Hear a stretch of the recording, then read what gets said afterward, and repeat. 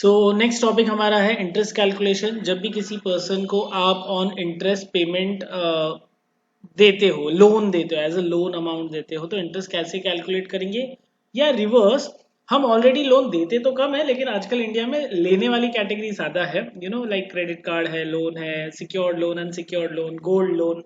तो उन लोग इंटरेस्ट सही चार्ज कर रहे हैं कि नहीं, हमको चेक करना है, तो कैसे करेंगे? तो यही इंटरेस्ट कैलकुलेशन के लिए अभी नया जो टॉपिक है हमारा, टैली के अंदर इंटरेस्ट कैसे कैलकुलेट करते हैं। अगर हमने किसी से लोन लिया है तो सिर्फ एक फर्क पड़ता है, अगर लोन दिया है तो कैसे कैलकुलेट करेंगे वो भी इन बिटवीन में बता दूंगा, तो ध्यान से पूरा सेशन अटेंड करो।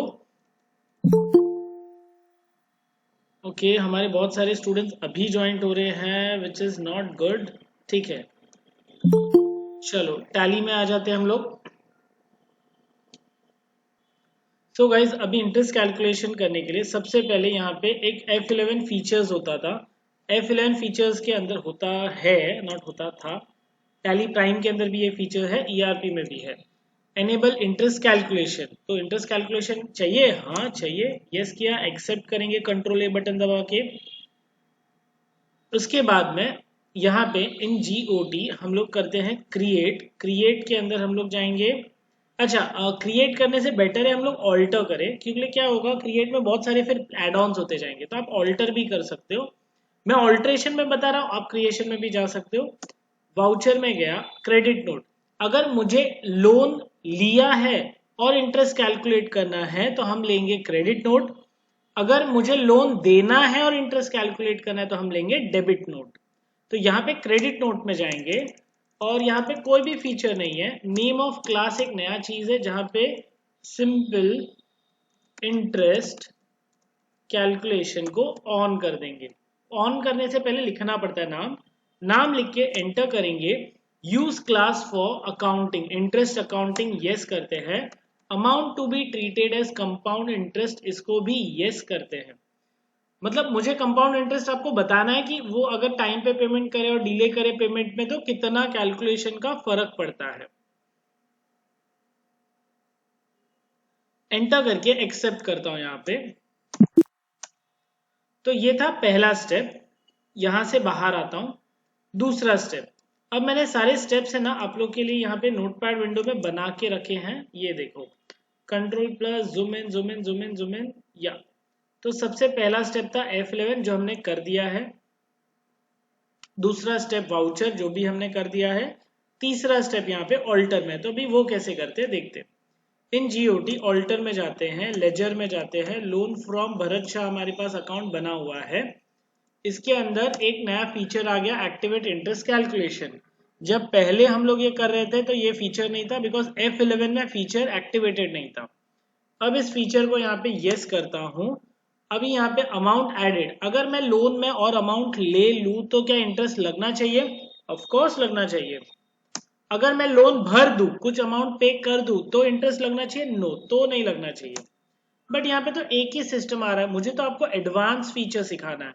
तो इसी लोकेशन पे आप F12 बटन दबाओगे, मेरा FN और F12 होगा, नहीं तो एयरप्लेन मोड पे चला जाएगा, सब बंद हो जाएगा।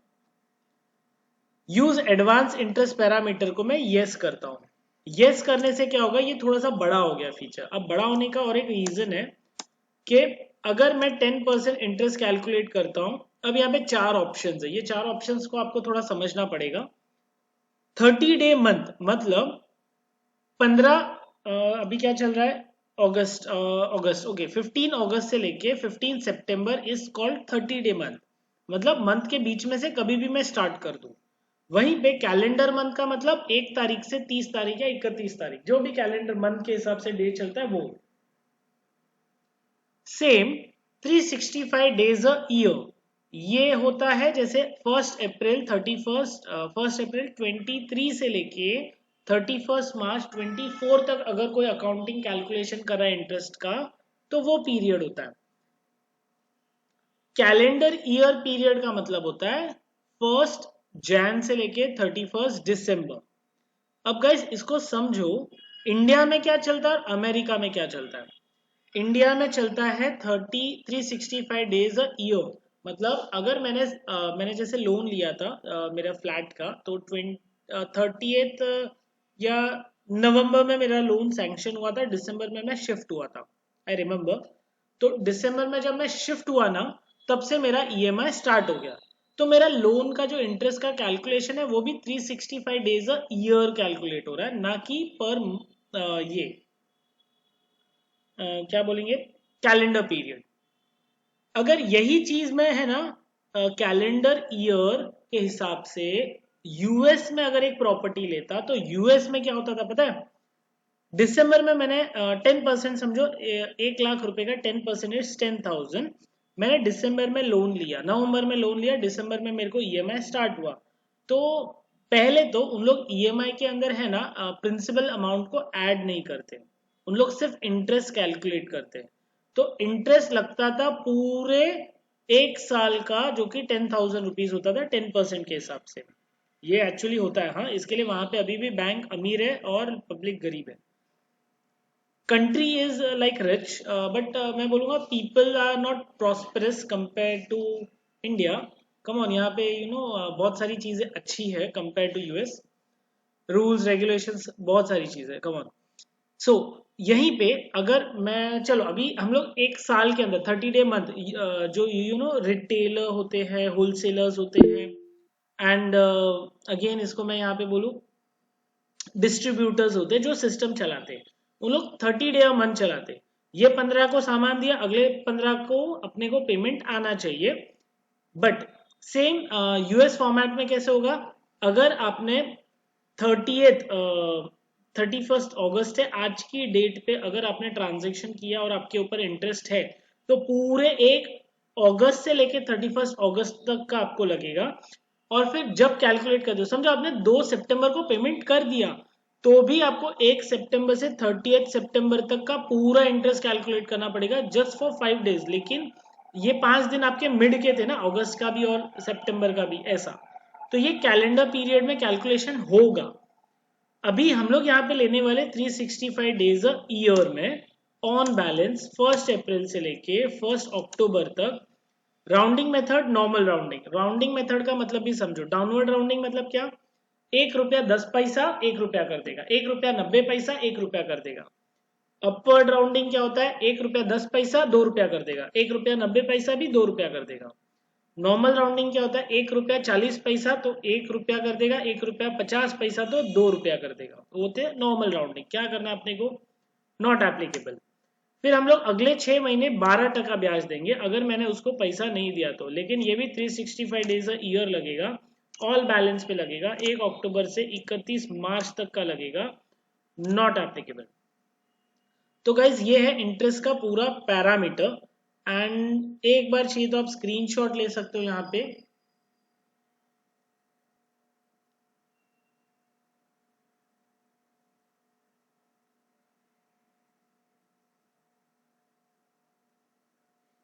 ओके गाइज, तो दैट्स इट। ओके गाइज, यहाँ पे मैं एक्सेप्ट करता हूँ और आगे बढ़ते हैं हम लोग। एंटर एंटर, और ये अमाउंट है 1 लाख रुपए, हमने लोन लिया हुआ, अनसिक्योर्ड है। एक्सेप्ट करते हैं। अगर किसी को याद रहेगा तो मैंने इससे पहले पेमेंट एंट्री के स्टेप्स भी फॉरवर्ड किए थे। हमने लोन का 50,000 रुपए का पेमेंट कर दिया था आई थिंक, लेकिन वो दिसंबर के टाइम का था। एस्केप करके बाहर आता हूँ यहाँ से। इन जीओटी आगे का स्टेप। तो देखो गाइज, अभी हमने है ना F11 कर दिया, ऑल्टरेशन कर दिया वाउचर का, लेजर का भी ऑल्टरेशन कर दिया है। अभी हम लोग इंटरेस्ट चेक करना चाहते हैं कितना लग रहा है, तो कैसे करेंगे? तो इंटरेस्ट चेक करने के लिए इन जीओटी डिस्प्ले में जाओ, डिस्प्ले में स्टेटमेंट ऑफ अकाउंट्स में जाओ, स्टेटमेंट ऑफ अकाउंट्स में इंटरेस्ट कैलकुलेशन में जाओ। इंटरेस्ट रिसीव करना है कि पे करना है? कम ऑन, लोन लिया है तो पे करना है, इंटरेस्ट पेबल में जाएंगे, लोन में जाएंगे। इसने 1 साल का 7,621 पॉइंट इंटरेस्ट बता दिया है। एंटर करते, ऑल्ट F2 करते हैं यहाँ पे। 1 अप्रैल से 2 अप्रैल, एक दिन का इंटरेस्ट बताओ तो 54.79, एक दिन का इंटरेस्ट बता रहा है गाइस। अब इसी को एंट्री में कैसे लाते हैं वो चेक करते हैं। एंट्री करने के लिए गाइस इन जीओटी वाउचर्स में जाएंगे। क्रेडिट नोट का शॉर्टकट क्या है? Alt F6। क्रेडिट नोट लेंगे, यहां पे लेंगे हम लोग सिंपल इंटरेस्ट कैलकुलेशन। एंटर। तो ये देखो कुछ ऐसा यहाँ पे व्यू आ रहा है। अभी ऑल्ट सॉरी F2 बटन दबाता हूँ, यहाँ पे 1 अक्टूबर को एंट्री करता हूँ। चलो पहले आपको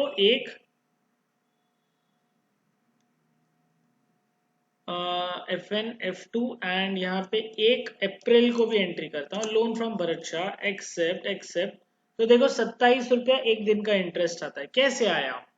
तो गाइज पहले 1 लाख रुपए पे 10% 6 महीने के हिसाब से कैलकुलेट करा, इसके लिए 27 रुपीज आया। वापस डेट डालता हूँ 2 तो डबल हो गया। वापस डेट डालता हूँ 31 नहीं सॉरी 1 अक्टूबर। तो 1 अक्टूबर तक का लोन फ्रॉम भरत शाह का जो इंटरेस्ट बनता है वो है 4630.14। एंटर। डेबिट में क्या आएगा? यहाँ पे इंटरेस्ट अकाउंट आएगा, बट इंटरेस्ट ये रिसीव है कि पेमेंट है? तो यहाँ पे इंटरेस्ट पेबल है। इंटरेस्ट अकाउंट लिख लेता हूँ, चलेगा। रिसीवेबल ऑलरेडी लिखा हुआ है। इनडायरेक्ट एक्सपेंसेस में इसको रखेंगे और एक्सेप्ट करेंगे। तो ये हो गया पहले 6 महीने का एंट्री। अब मैं नरेशन में जाता हूँ। बीन इंटरेस्ट, अरे मेरे पास यहाँ पे ऑलरेडी है तो हम लोग इसको कॉपी पेस्ट भी कर सकते हैं। यहाँ पे being interest calculated for 6 month ending period, copy किया, टैली में आए, नरेशन को कट किया, कंट्रोल V पेस्ट बटन दबाया, हो गया।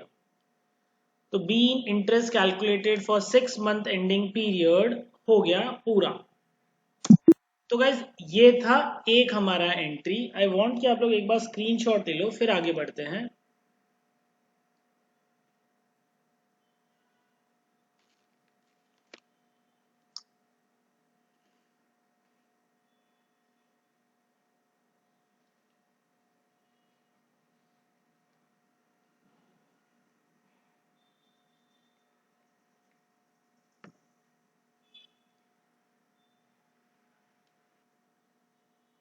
अच्छा ये तो हो गया सर, स्टेप्स भी दिखाना ना। तो यहाँ पे मैं आप लोग को स्टेप्स भी दिखा देता हूँ गाइस।